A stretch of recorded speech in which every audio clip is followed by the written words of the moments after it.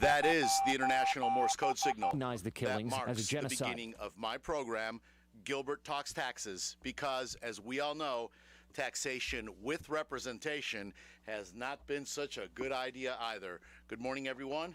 I'd like to welcome you all to the program. It's Gilbert Talks Taxes on this 24th day of April. We have a rainy, overcast day today. My engineer this morning, Todd. Good morning, Todd. Thank you for coming out in this weather. Those of you live streaming, www.wcab59.com, thank you for live streaming, watching us live here in the Blue Room. I am wearing my not-so-vintage, this is actually not so vintage, this is a newer one, wearing my new blue tie in honor of the Blue Room right here. It's a nice flow, huh? Those of you live streaming are watching me, and yes, my hair looks fabulous, even though it's a little wet. This morning, those of you that need to reach me, you can call me at the office, 828-289-9300. Send me an email at gilbert@gilberttalkstaxes.com. I have two offices, one at 113 Whitesides Road here in Rutherfordton, the other one at 226 South Trade Street, the beautiful Art Deco building right off the historic downtown Tryon, and we've actually been very busy in that office lately. There has been a lot of people, actually, they're picking us up on the internet. They pick us up because they get the rebroadcast later. I also have all my programs, Todd, all of them, or at least Emily tells me she's got all of them, up on the website, gilberttalkstaxes.com. You can go back and listen to them. They're audio. We were trying to have video, but the bandwidth was just a little too heavy. So we opted for audio. So you can go back and listen to Gilbert Talks Taxes programs at gilberttalkstaxes.com. Okay, there's a lot going on in the tax world. There's a lot going on in the world, period, but there's a lot going on in the tax world. I'm going to be getting into all of that. Question, you can call here at the studio. Todd, what line would you like to call them to call you in on? Let's call here at the studio, 828, tell me again, Todd.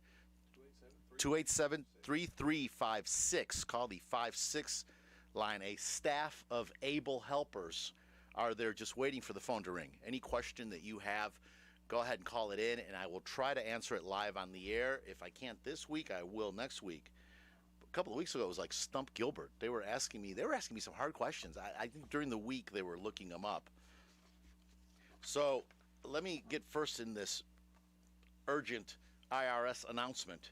The IRS, this is urgent, Todd. This is urgent. The IRS identified a delay in processing some payments.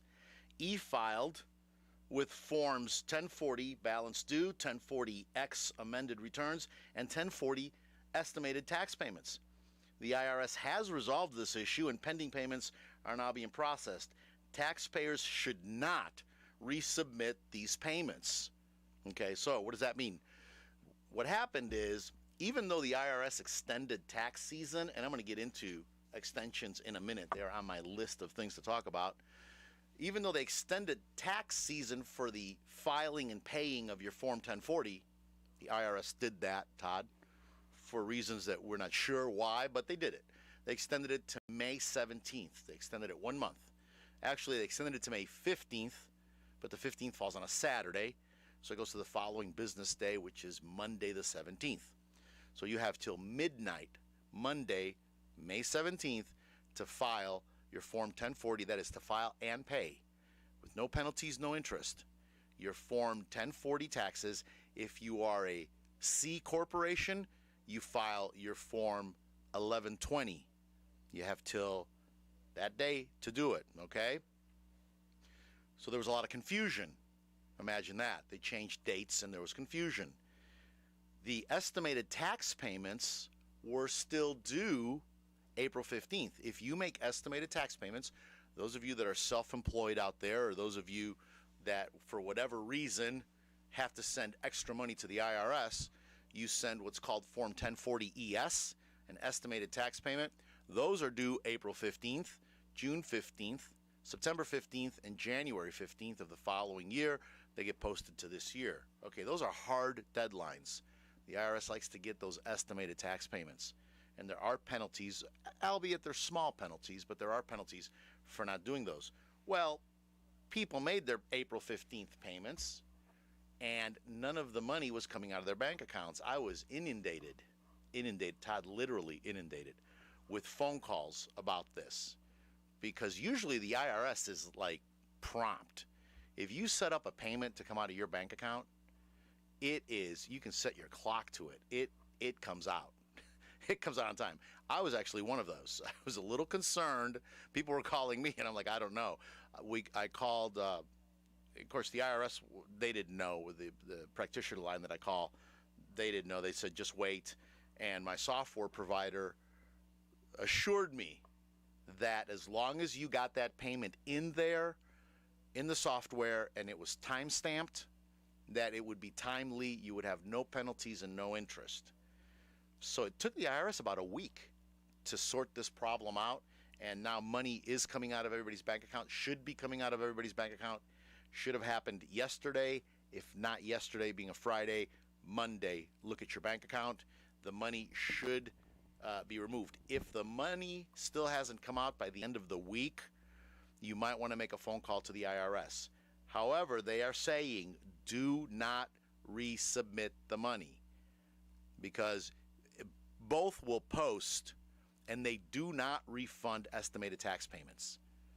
Okay, you're not going to call them, oh, I sent you that $5,000 by mistake. You mind sending it back? No, the answer is going to be no. You have to wait till next year when you do your tax return to then claim that money, put it on your tax return as an estimated tax payment. So this caused quite a stir this week. It just being one more thing on an already hectic and chaotic tax season. What's another thing in this hectic and chaotic tax season, Todd? Hectic? You like that, didn't you? Hectic and chaotic. Well, it's a good way to put it. I don't know any other way to put it. I really don't. So it talked about extensions, then deadlines. Deadlines, like I just said, has been moved to that date. Now, what if you can't get your tax return pulled together? We'll just file an extension. That has not changed, and the hard deadline for the end of tax season is October 15th for individuals, for 1040s. Corporations, S-corps, S-corporations, partnerships, trusts, 1041 tax returns, those are all September 15th if you filed an extension. Okay? If you didn't file an extension, you better get it done quick, because penalties and interest accrue on that monthly.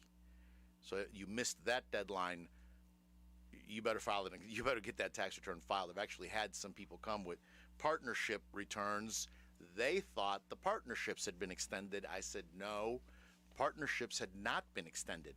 Partnerships, 1041s, and 1120Ss, which are typically LLCs, corporations taxed as an S corp, those were not extended. Those were due March 15th.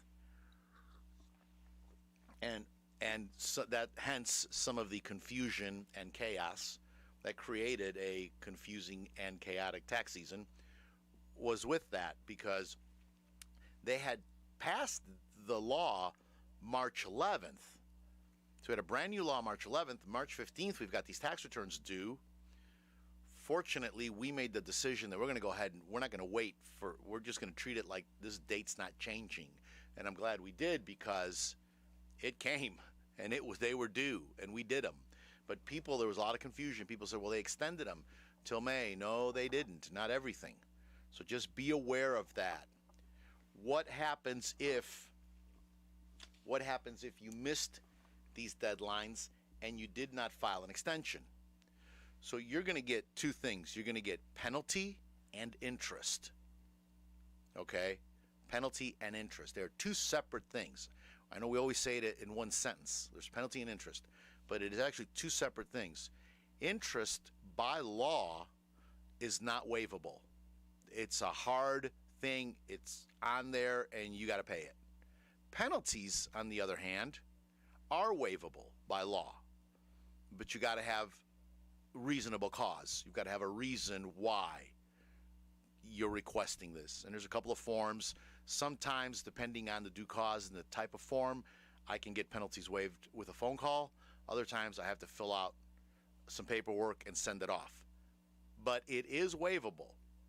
Okay, so this is what happens. But try to get that tax return. If you missed the extension, you didn't file the extension, partnership 1120S, try to get those done as soon as possible.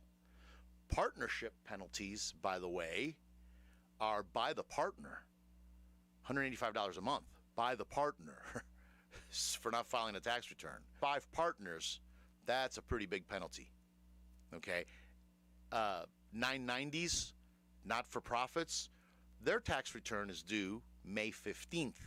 That has not changed. Okay, they're not extending that. They're not doing a thing with that. That is due May 15th. And if you extend that, it extends for 6 months to November 15th. Okay, so did we get that, Todd?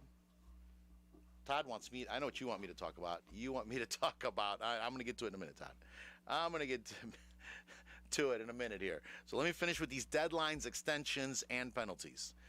There are different types of penalties, as I said, for different types of tax returns and different situations. There's civil penalties, there's failure to file, failure to pay, failure to fail. There's all kinds of penalties. So, and they're all handled a little bit differently. So, but try to get on them right away and mitigate those as soon as possible, because I know from experience, the longer you wait on these, the harder it is to get them waived, and the harder it is to get, and the more you wait, at some point things start falling off the IRS's radar. It's hard to get transcripts, it's hard to get records, and it's hard to pull stuff together. I mean, I've had people come with things 3 and 4 years old that where we could have had a huge amount of penalties waived. I just had a case, try to be as generic as possible. I had a case, had a total tax bill of $91,000, and we were able to get almost $30,000 of penalties waived. And this was a legitimate situation. The reason they owed this money was the business went out of business. So there was a lot of issues there, a lot of things happened, and they want to pay the bill. That's not even the problem. We need to get down to a final dollar amount so they can go ahead and pay the bill now that they've settled all these other issues. And I said, well, there's a lot of this is penalties. And we asked for a penalty waiver and had a huge penalty waiver. So that's why I'm kind of on this morning. This is a good thing that happened this week as a result of that. Todd, let's take a real quick break, and I'll be right back. This is Gilbert Talks Taxes, WCAB, AM 590, FM 100.5. I want to tell you about a little-known Rutherford County gem, Integrity Marble and Granite, located at 287 Shiloh Road in Forest City. They are the premier stone fabrication company in the western North Carolina region. They specialize in granite, marble, and natural stone, offering complete design and installation. Their design center and Kohler showroom features vanities, decorative accessories, bathroom, and kitchen fixtures. You do not have to go to Charlotte or Asheville for this kind of quality. We have it right here in Forest City. Stop in their showroom and browse their beautiful displays, or you can call 828-247-8801 for a free quote. You can also go to their website, www.integritymarblegranite.com, and look at the pictures and see samples of their available materials. Now, mention you heard it on Gilbert Talks Taxes, and they will give you $100 off any sink purchase. That's Integrity Marble and Granite. When you get a hankering for lunch, remember Jesse James Railroad Express. They have a menu full of delicious items such as burgers, fresh salads, hot dogs, taco salads, and much, much more. Don't forget the refreshing drinks like milkshakes, Coke floats, or hand-dipped ice cream. They are now serving French fries and onion rings. Hours are Monday through Saturday, 11 a.m. until 4 p.m., closed Wednesdays and Sundays. For takeout, give them a call at 828-447-4644, located at 531 Railroad Avenue in Rutherford. Don't forget, Mondays only, 99-cent hot dogs with mustard, chili, and onions. That's Jesse James Railroad Express. All aboard! All aboard! This is Gilbert Talks Taxes, WCAB, AM 590, FM 100.9, Todd, not 0.5, 0.9. Okay, let me correct that real quick. See, I'm already thinking about what I'm going to say next. That's the problem. We are back. My name is Gilbert Carmona. I am an enrolled agent. That's why I can talk about all this tax stuff, because I am an enrolled agent. I am authorized to represent taxpayers before the Internal Revenue Service. This is what I do. And we also do state taxes. We tend to forget about state taxes until you get a bill from them. But I also handle state work too. We prepare tax returns. We do financial planning. We do investments. We do a lot of things there at the office. I'm surprised at what all we do sometimes. But to further confuse this tax season, North Carolina, I meant to talk about this in the last section, North Carolina did not go along with the May 17th deadline to pay. They went along with it to file. Okay, we'll push the filing season back a month, but if you owed North Carolina money, they are going to charge you interest, no penalty, just interest, from April 15th to whatever day you pay it, till May 17th. So all the people that usually wait till, to send their checks off on the last day or have it debited from their account the last day, you're going to get a bill for the interest. Now, the interest is nominal. It is not a big, they don't have an onerous interest, but why give them any more money than you have to? So that deadline's already passed. April 15th is gone. There's not much you can do about it now, but just be aware, if you paid your North Carolina tax bill after the 15th of April, you're going to get a bill for whatever the difference is on that interest. Again, it's going to be a nominal amount. Fortunately, most people don't owe North Carolina a lot. The tax rate in North Carolina is a flat 5.25%. Most people that have withholding, it's people that have their own businesses, the self-employed, are the ones that usually end up paying a North Carolina tax bill. If W-2 people owe the state, it's usually not much. The people that do owe, W-2 people that owe, are the ones that work like in another state. You work in South Carolina, you work in Tennessee, you work in Florida, you work in these other states, and you had either no withholding or you had withholding to that state, then there's a reconciliation and you could owe North Carolina. A typical example, people that work in South Carolina. So they'll get back, and again, I'm just making these numbers up, they could be any amounts. They'll get back $800 from South Carolina, but they'll have to turn around and pay North Carolina $500. Those are the people that are going to get hurt by that, and a lot of people just didn't know that tax season was extended. So, okay, the IRS, let's talk about this. The IRS on track to roll out expanded child tax credit. Now, this is the other thing that's had my phone blowing up, has been this. There's a lot of confusion about this. Todd, more confusion. IRS on track to roll out expanded child tax credit.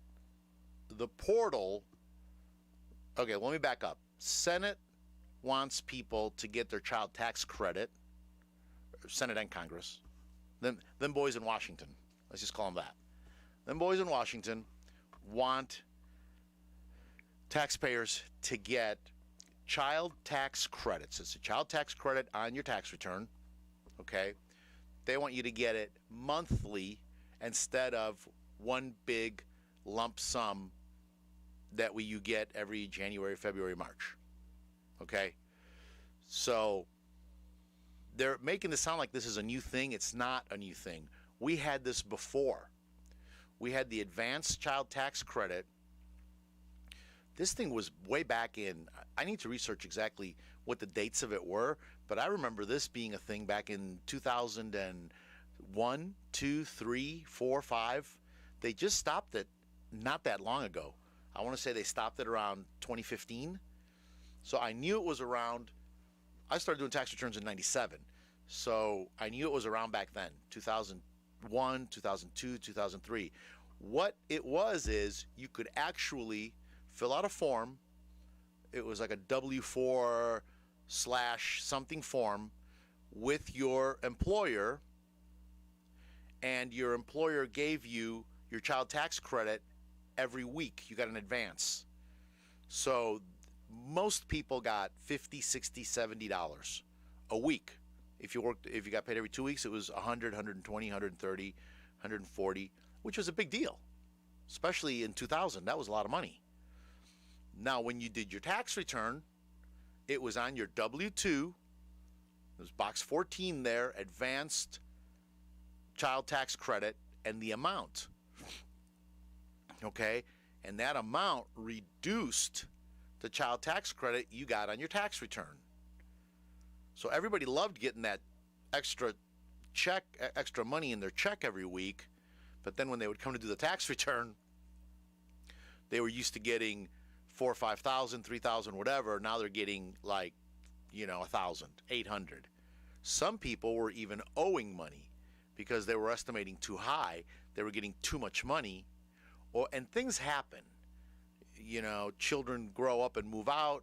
Children, you have divorces. Different parents are claiming different children. They're living in different locations. You had children that moved out and were living with a grandparent. The grandparent was claiming the child tax credit. So you had a lot of moving parts to this, and it really turned out to be, it didn't really solve any problems. The idea was it was going to get more cash into people every week. Well, it kind of didn't work out that way. So they stopped doing it. They just totally cut out the advanced child tax credit. I want to say 2015, 2016. I'll look that up and find out. But they stopped it. Boom. Well, they're bringing it back. But now they're calling it like it's a new thing. It's not a new thing. So the American Rescue Plan Act expanded the child tax credit. Starting in July, remember in March 11th, Congress wanted the IRS to start doing this immediately. The commissioner said there's no way. You've given us way too much to do with stimulus. You've given us way too much to do with all these other programs. I can't do it. It'll be May 1st, the soonest, probably more like June 1st. Well, now they have just announced it's going to be July 1st. Okay, and that deadline may get moved back again. Okay, so starting in July, the Treasury, I'm going to say maybe on that. Maybe starting in July, the Treasury will issue advance payments of the child tax credit based on your 2019 or 2020 tax return information. The Treasury is tasked with establishing an online portal. There's problem number one, Todd. An online portal to allow taxpayers to opt out of receiving advanced payments and to provide information regarding changes in income, marital status, and the number of qualifying children for purposes of determining maximum eligible credit. Okay, so this was the problem last time. With what's that saying? If you didn't learn from history, you're doomed to repeat history's mistakes. Is that okay? Well, they didn't learn from last time. This was the whole problem. The people were the ones that told the IRS or told your employer, oh yeah, I've got 5 children and I get this much. And then they put it in their little calculator and they said, okay, we're going to get this much each week. And then when they go to do the tax return, they owed money, like I said, or they got, a very small refund. So the Treasury is tasked. They're going to establish a portal. Okay, does that sound familiar? What did we have to do with Obamacare? Go to the portal. And what did people do in the portal? Lied about how much money they made. And then, yeah. So there's 2 things we just haven't learned. It's not that they lied about how much they make. A lot of them didn't understand, really. And the people at healthcare.gov were not trained in insurance matters. They were trained in how to get people to enroll for insurance. That's what they were trained to do, but they weren't trained to give advice. They weren't trained to help people, people that were transitioning, that were going from one job to another. They were going to have an increase, decrease. That's why you had so much confusion with the thing. This week, in the Senate Finance Committee hearing, the IRS Commissioner, Chuck Reddick, stated that the IRS is working on implementing the systems to support the portal. Reddick estimated a minimum of 300 to 500 additional customer service representatives will be needed to handle the phone service. So he's already wants to enlarge the IRS. This is the guy, by the way, that whenever Senate wants something, he always needs 500 to 1,000 more people to do it. He's never gotten a task that he can do it with the staff he's got now. He always needs 1,000 people ought to get it. 1,200 people ought to get it every time. So for the people that are calling me, I'm getting a lot of phone calls on this. That's why So I'm taking 15 minutes to talk about this. I'm getting a lot of phone calls. People are saying, when am I going to get that money the government's giving out? Okay, number one, they're not giving any money out. You're not getting anything free. This is not stimulus. This is not, has nothing to do, I guess, I don't know, with COVID, or is it because of COVID? Why do you need advanced child tax credit? Okay, I don't know. I don't know what the reason for this. I talked about the story last week. I'm probably going to talk about it again, because as we get closer to them cutting this money, it's getting more hype in the media, and there's more talk about it and how this is just the most wonderful thing that's ever happened. And it's really going to boil down to a couple of $100 a month for the average person. Some people may get $800 or $900 a month. That may happen for some, for a very few select group of people that have a lot of children or have a lot of, they get a lot of, but this is child tax credit. This is not earned income tax credit. This is the child tax credit. So this could be $800, $900. Again, I don't want to dismiss that. I know that it's a lot of money, and any help is help. But just be aware, you're not going to get it in January, February, March next year when you do your tax return. This is an advance. Okay? This is an advance. I just have all kinds of concerns about this, about the implication of this. I said last week when I read the story, this is a solution looking for a problem, because I really don't know that there was such a clamoring to have this. So we have it. This is what's going to happen. Again, one more time, it is not free money. This is just an advance of money you're already getting. Okay? Some people, the child tax credits, it's between $1,400 and $2,000 per child. It depends, how it's calculated, which is the thing I'm interested in. How are they going to figure this calculation out? Because, they're going to use your tax information, so they're going to get a good feeling for what it's going to be. But so if you, somebody with one child, that you get $2,000 divided by 12, that's, what is that? Todd, you got your handy dandy calculator there? Yeah. What is that? What is that a year? Actually, there's only going to be, and that's another question. How are they going to calculate this? Are they going to calculate it starting it in July? So if you take 2,000 divided by 12, that is 1.6666. Say it again. 166.666 a month. $166.66666. Yeah, that's yeah. So and then you divide, and then are they going to do it anything? So we don't know. So this is really not so. But there are people that are thinking they're going to get like $3,000 or $5,000. I don't know where that came from, but that is not what I'm being told by the IRS. That's going to happen. Let's take another break. Let us take another break. This is Gilbert Talks Taxes, WCAB, AM 590 and FM 100.9, Todd. Hi there, this is Kimberly, and I'm here to tell you about Peterson's Auto Service and Detail Shop. As a woman, I'm often apprehensive about taking my car to a dirty service garage. But you can be assured that Peterson's, located at 478 Butler Road, Forest City, has an incredibly clean and safe environment where you get high-quality service at a great price. Peterson's was voted Rutherford County's best auto service 3 years in a row. So take your car to Peterson's for brakes, oil change, North Carolina inspection, tire rotation, headlight lens restoration, scratch removal, and meticulous auto detailing. That's Peterson's at 478 Butler Road, Forest City. You can call him for an appointment at 245-8889. This is Gilbert. If you owe the IRS past due taxes, don't call those toll-free national numbers. Local, affordable help is right here in Rutherford County. Stop garnishments, levies, and liens. Call Gilbert Carmona at 828-289-300. All initial consultations are free. Call Gilbert, 828-289-9300. We are back. Gilbert Talks Taxes, WCAB, AM 590, FM 100.9. Why do I talk about taxes? Because as we know, taxation with representation has not been such a good idea either. If you need to get me at my office, Just look around. You can see that. Yes, Todd is going. Just look around. You can see that. If you need to reach me at my office, my telephone number is 828-289-9300. You can can send me an email, gilbert@gilberttalkstaxes.com. I want to thank those of you that are live streaming us, tuning in, and those of you that will tune in later and catch this on the internet.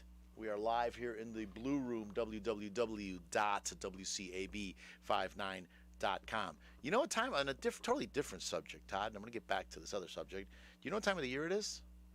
It's that time of the year when I get up at 1 in the morning to cover the peonies.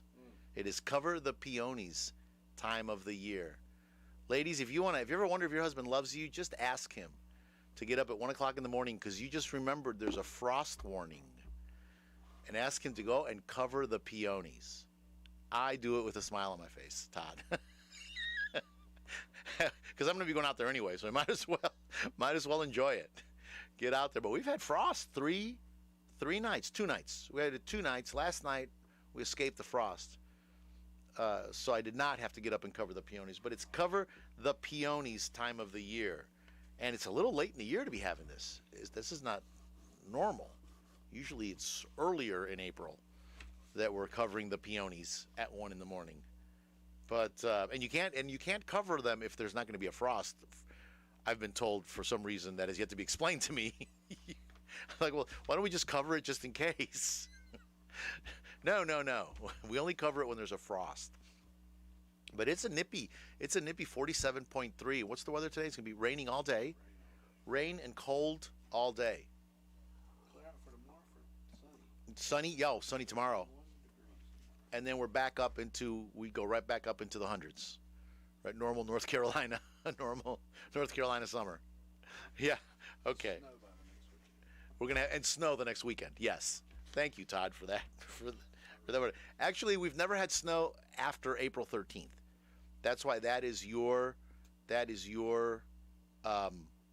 benchmark to plant. You can get the taters and tomatoes in the ground after April 13th because it's never happened. Just make sure you cover them. So we talk it all here. Gilbert talks farming. Well, your southern came out right there. Maters and taters. Yeah, of course. I was born in Cuba. I'm very southern. That's way south.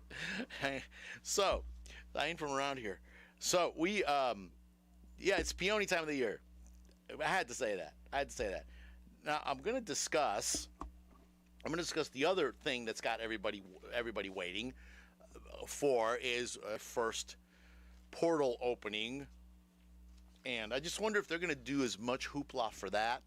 Hoopla, that's a good word. That's your word this morning, hoopla. I wonder if they're going to do as much hoopla for that as they did when the ACA, the Obamacare portal, opened.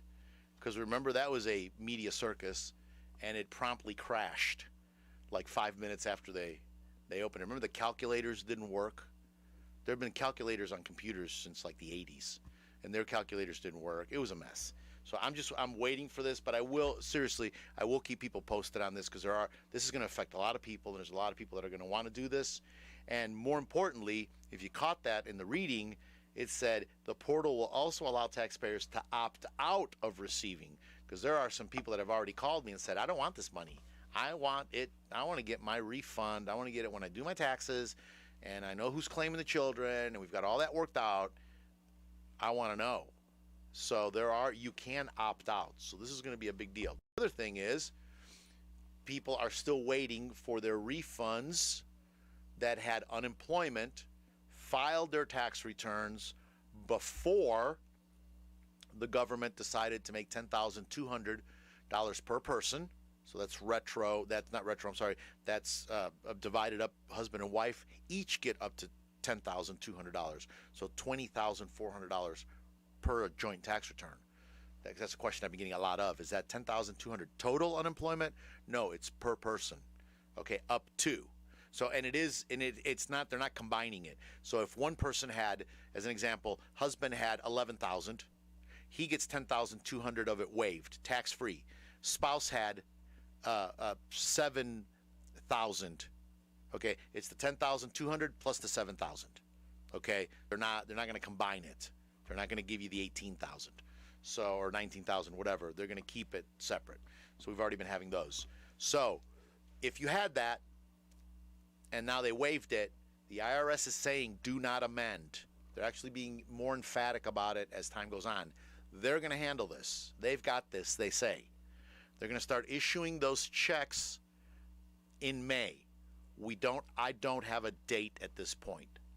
And if they've released a date, I haven't gotten it as of yesterday. Okay, they were talking about the 1st of May. So I know that like Saturday, May 1st, people are going to be calling me. I didn't get my check. No, they're saying right now it's sometime in May. They're going to start cutting these checks. Now, this is the issue with that, is when you eliminate $10,200 or $20,400 or any amount in between of taxable income from a tax return, it affects many other things. It affects child tax credits that I just talked about. It affects earned income tax credit. It affects education credits. It affects a lot of things. It can affect thresholds. There are people that this is going to bring them down a tax rate, a tax margin. It's going to, their marginal tax rate's going to be affected. They're going to be down a tax bracket.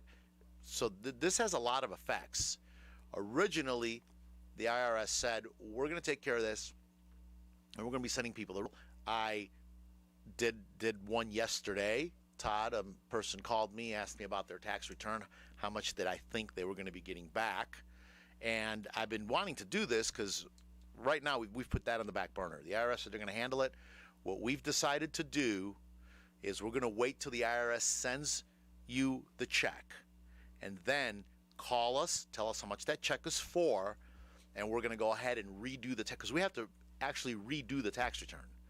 It's not just changing some numbers. We've actually got to go in there, redo it, recalculate it, and see what all is affected by this and make sure everything's reconciled. So this isn't just some automatic thing. And the IRS, it's beyond their capability to do that. Remember, they don't calculate the tax return. You tell them, they put it in, and then their computer adjusts and does adjustments. We're the ones, the preparer community is the ones that actually get this thing ready. And we're the ones that figure all this stuff on the front end. So, and that's when you're doing your tax return, that's what you're doing. You're reconciling your tax return.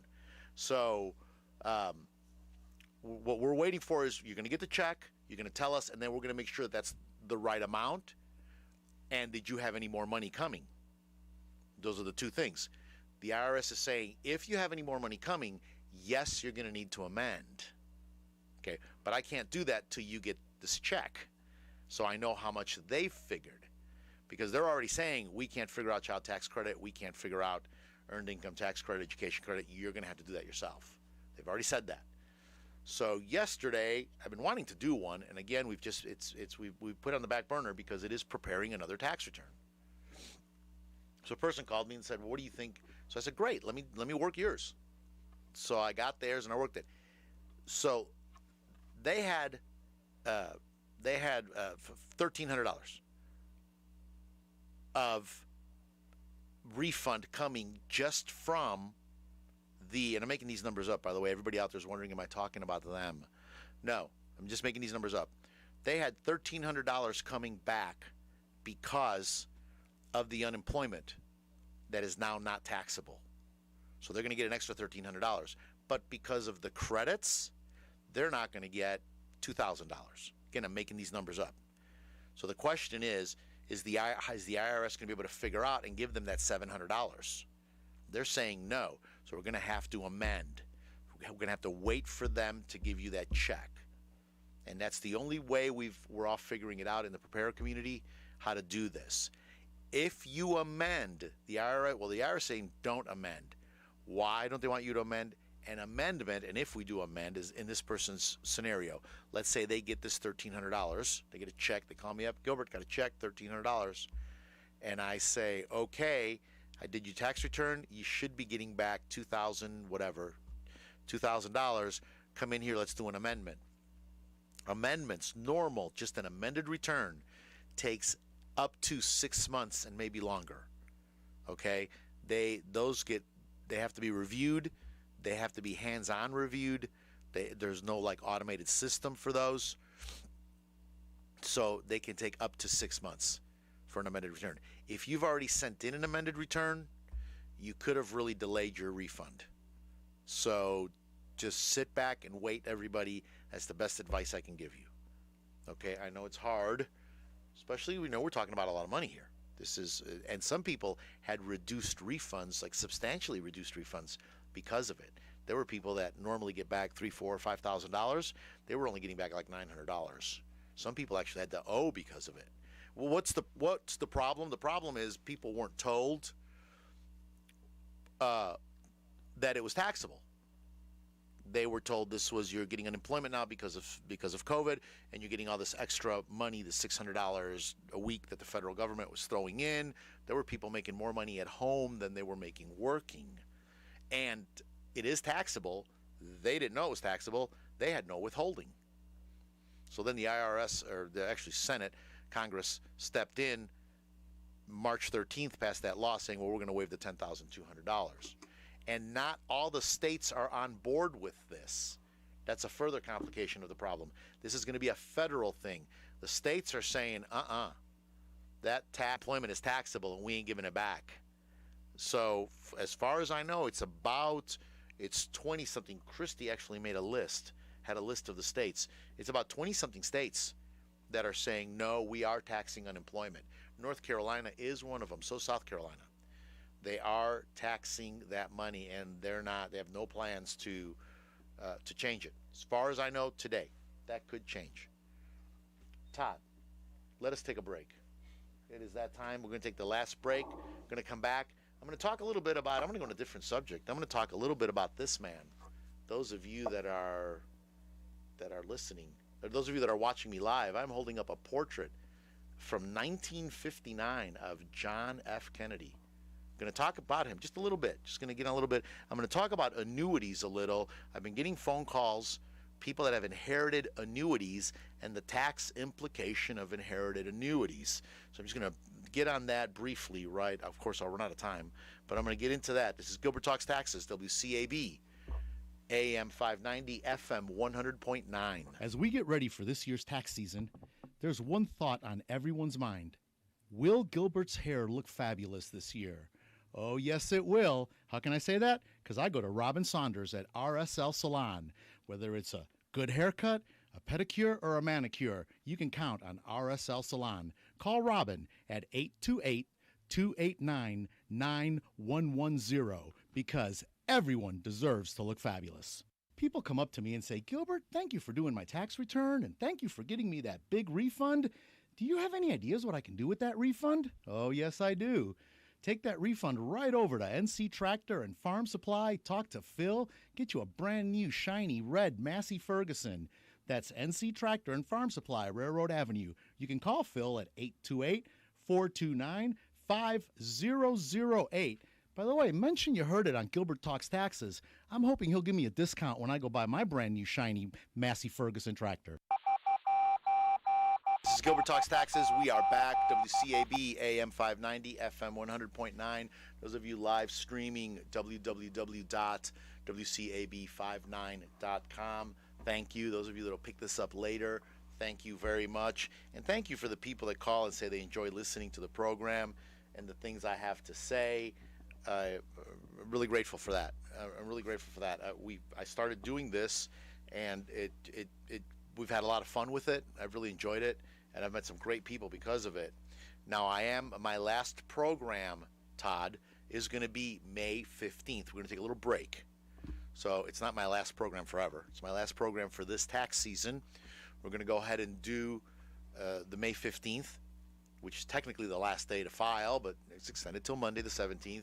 So I'm going to come in here that day, and then we're going to take a couple of weeks off, and we are working on some kind of a summer program. I want to discuss more my topics like the executor, estates, annuities, some more financial information. People have been calling me, people have been coming by the office and asking me a lot of financial questions, more tax planning. And what happens is that's really beyond the scope of this program. That takes a lot more work to set that up because financial advice is very one-on-one financial advice. I've said this many times. You cannot give generic financial advice over the airwaves other than, save money, right? Buy low, sell high, right? Stuff like that. I mean, it's really pretty much all you can say because everybody is an individual. Everybody's financial goals are different. Somebody's goal may be to leave a large inheritance to their church. Another person's goal may be to leave money to children, whatever your financial goals are. Most people are just worried about running out of money, outliving their savings, and what are they going to do? So it's very one-on-one, and different concerns, different issues. I'm going to quickly just, before I start talking about our former president and my thought for the week, we'll talk about annuities real quick. I was going to do that at the end, but let me go ahead and do that now. So I've been getting phone calls about annuities. People inherit an annuity. You don't inherit the annuity. You're a beneficiary. They'll call me and say, I've inherited an annuity. You really don't inherit an annuity. You're the beneficiary of an annuity. Okay?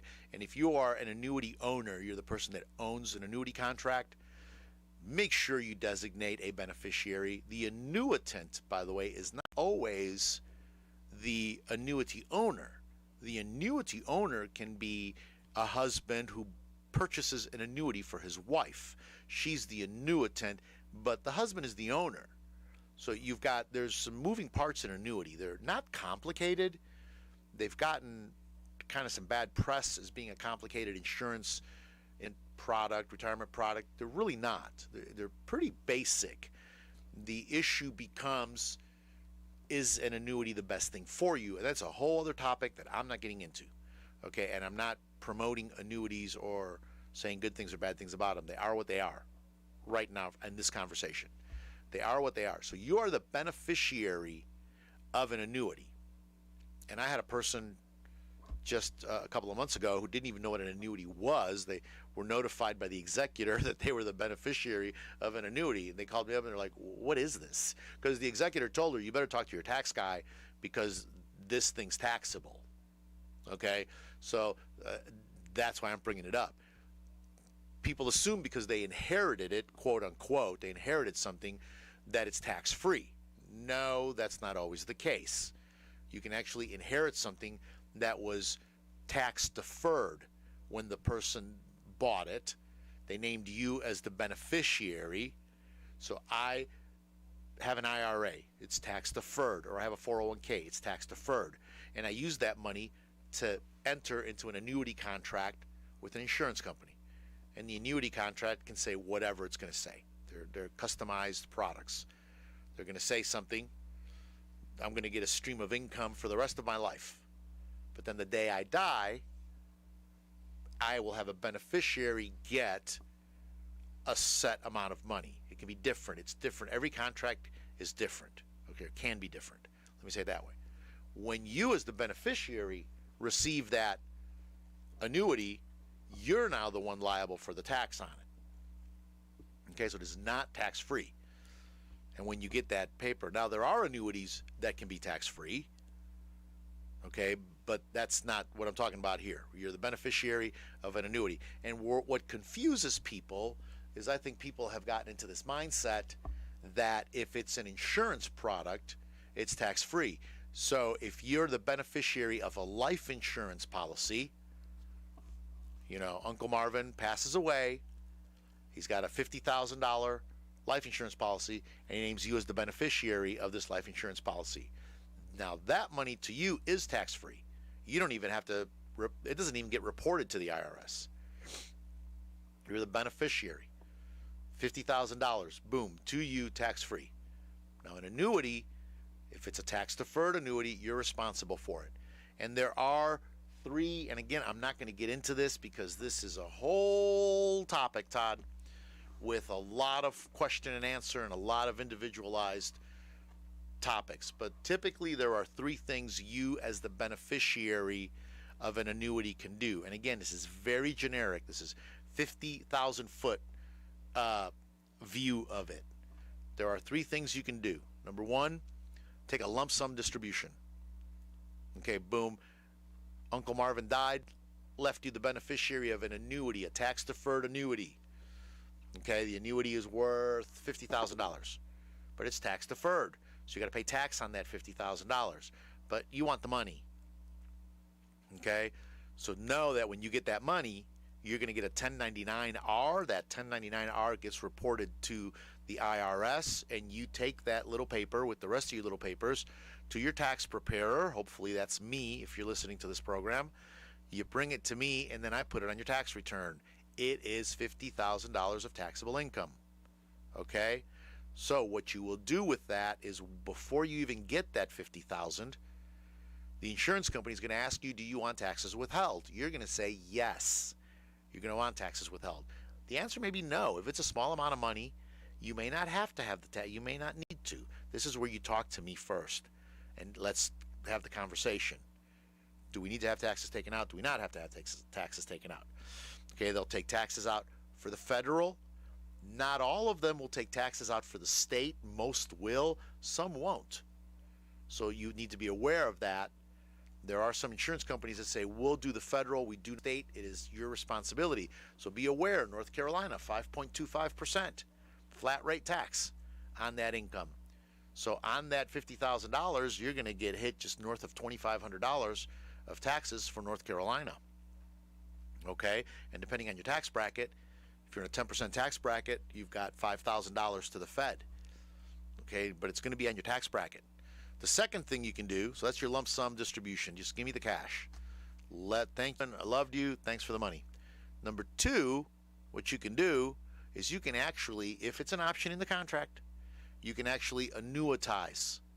That means you're going to get a stream of income every month, every quarter, once a year, however you want it, however the insurance company will do it, because they have their own guidelines. You will get the stream of income every year, every month, every quarter, however you get it, for the rest of your life. Okay?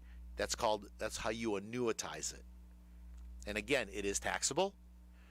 You will get a 1099 at the end of the year for the amount of money you got. So, Uncle Marvin, the annuity's worth $50,000. You want to go ahead and annuitize it. The insurance company says you're going to get whatever. I'm making up numbers because it's based on your age. It's based on life expectancy. It's based on a lot of things. So you're going to get $125 a month for the rest of your life. Okay? So this may or may not be a good deal for you. You need to sit down and have that conversation. Okay? And look at it. The third option you can do is the IRS for section 75, I believe. Maybe section 72. The IRS code. There's actually a 5-year period where you can take that money out in equal amounts or not equal amounts, or you can take it all back in the 5th year.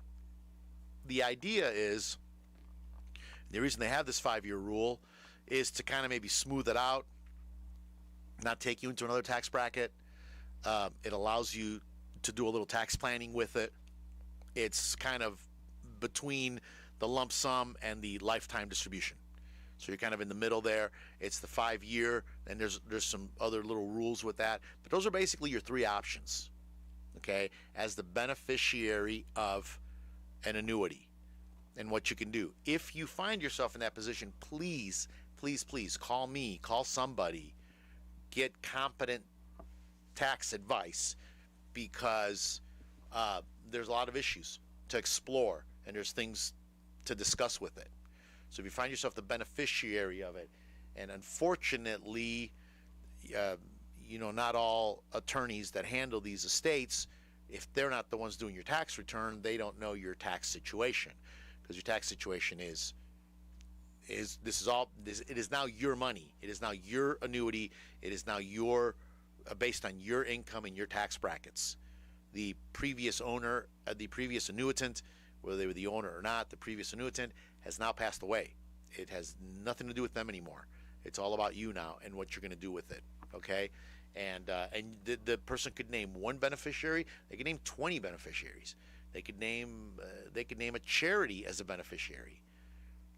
I've actually done several of those where we've set up annuities where they want money to go to a beneficiary and a charity, and as long as it's 501c3 recognized charity, they can go to a charity. You can go to the options are endless.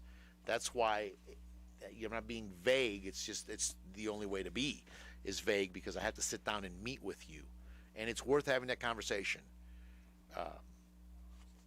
I just had one where, well, I think I told the story. I think I told the story on the air. They were going to do something, and the husband, being the smart husband, probably gets up at 1 a.m. to cover the peonies. This guy, I'm pretty sure he does.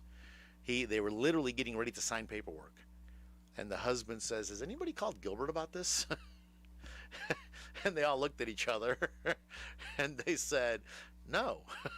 And he said, I think really put the pen down. Put the pen down, and let's give Gilbert a call on this." And it was good they did, because they were getting ready to loose a world of hurt on themselves. Okay, Todd, how many minutes do we have left? 3 minutes. You'll give me the 1 minute. Tell me when I got 1 minute left. Okay, I want to talk real quick. I'm going to end with the thought for the week. John F. Kennedy. Todd, I kind of started looking him up. I have a friend in the financial world, and he's got the most interesting story. His mother was a school teacher, and his mother, in 1959, October 16th to be exact, 1959, met the then Senator John F. Kennedy. She was actually a school teacher in Texas, and I'm sorry.